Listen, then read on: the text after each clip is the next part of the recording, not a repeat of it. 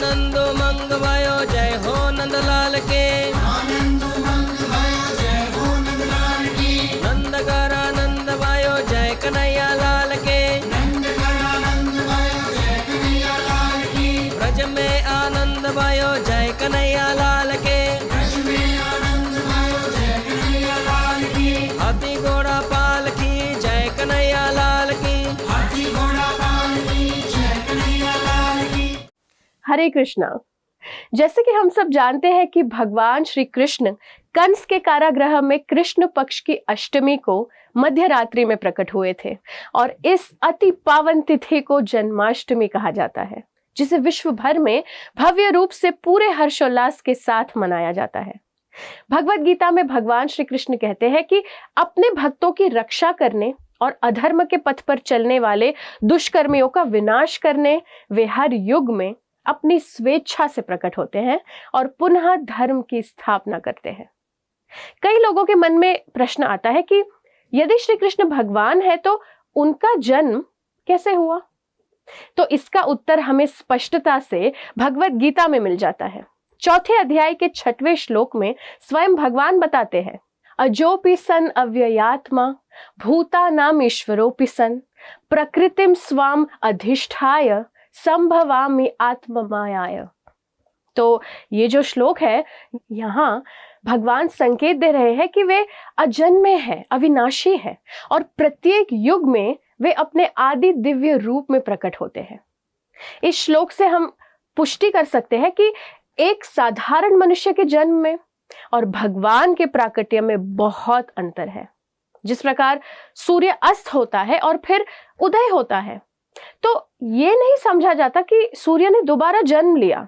सूर्य की अनुपस्थिति का ये अर्थ नहीं कि वो समाप्त हो गया है।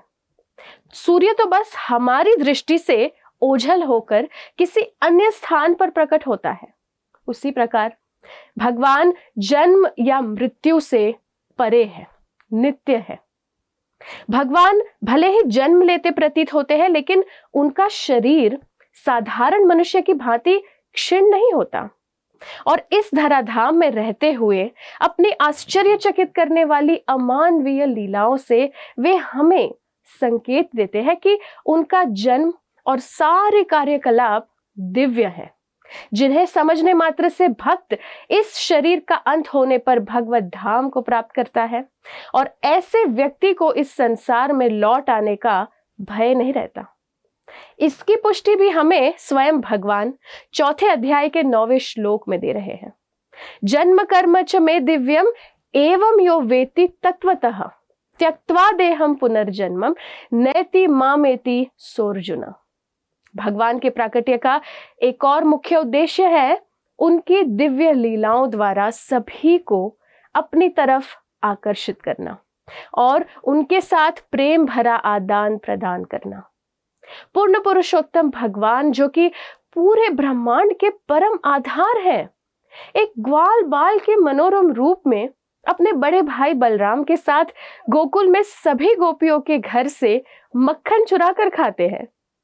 वही नटखट श्री कृष्ण को जब मिट्टी खाने पर माता यशोदा डांट कर अपना मुंह खोलने का आदेश देती है, तब वे उनके मुंह के भीतर सृष्टि का पूर्ण ऐश्वर्य देखती है और आश्चर्यचकित हो जाती है। जिनके विश्व रूप के दर्शन करते हुए अर्जुन ने उनमें समस्त ब्रह्मांडों को देखा, वही महायोगेश्वर भगवान अपनी माता यशोदा के सामने भयभीत होकर दंड स्वरूप उखल से बंधे जाने के लिए तैयार हो जाते हैं और वही बाल गोपाल ब्रज में अपने मित्रों के साथ बैठकर स्वादिष्ट भोजन का आनंद उठाते हैं।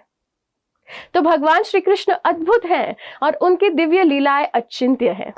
विश्व का कोई भी वैज्ञानिक, तर्कशास्त्री या गणितज्ञ केवल अपनी बुद्धि के बल से भगवान को कभी पूरी तरह से समझ नहीं सकता, लेकिन फिर भी परम कृपालु भगवान सभी जीवों को उनके निकट आने का अवसर स्वयं प्रदान करते हैं। भगवत गीता के 9वें अध्याय के 34वें श्लोक में भगवान कहते हैं, मन मना भव मद भक्तो मद्याजी माम नमस्कुरु मामे वैश्यस्य युक्तेवम आत्मना मत परायण। यहाँ पर वे हम सभी को उन्हें प्राप्त करने का सबसे सरल मार्ग बता रहे हैं। भगवान कहते हैं कि हमेशा अपने मन को उनके चिंतन में लगाना चाहिए, उन्हें नमस्कार करके उनकी पूजा उपासना करनी चाहिए। इस प्रकार जब हम भक्ति द्वारा पूरी तरह उनमें लीन हो जाते हैं, तब हम निश्चित रूप से उन्हें प्राप्त कर सकते हैं। भक्तिमय सेवा द्वारा हम भगवान को हर कार्य के केंद्र में रखकर उन्हें सरलता से प्रसन्न कर सकते हैं, जैसे कि हरे कृष्ण महामंत्र का नियमित रूप से जप करना, भगवत गीता और श्रीमद् भागवतम का अध्ययन करना, भगवान के अर्च विग्रहों की सेवा करना, भगवान को भोग लगाकर प्रसाद पाना, एकादशी व्रत का पालन करना, धाम दर्शन करना आदि। और भावग्राही भगवान श्री कृष्ण इतने दयालु हैं कि भक्त जिस भी प्रकार उन्हें प्रसन्न करने का प्रयास करते हैं, वे उसे सहर्ष स्वीकार करते हैं और उनके साथ प्रेम का आदान प्रदान करते हैं। तो जन्माष्टमी महामहोत्सव के उपलक्ष्य पर आइए ये संकल्प ले कि हम चाहे किसी भी परिस्थिति में रहते हुए कोई भी कार्य करें, हमेशा श्री कृष्ण का स्मरण करते हुए उन्हें भक्ति द्वारा प्रसन्न करने का पूरा प्रयास करें।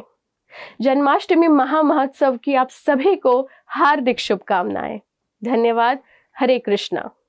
ऐसे ही और भक्तिमय कार्यक्रमों के लिए देखिए हरे कृष्णा टेलीविजन, और इसे प्राप्त करने के लिए आप अपने केबल अथवा DTH ऑपरेटर से संपर्क करें तथा और अधिक जानकारी के लिए आज ही डायल करें 7666 839 839।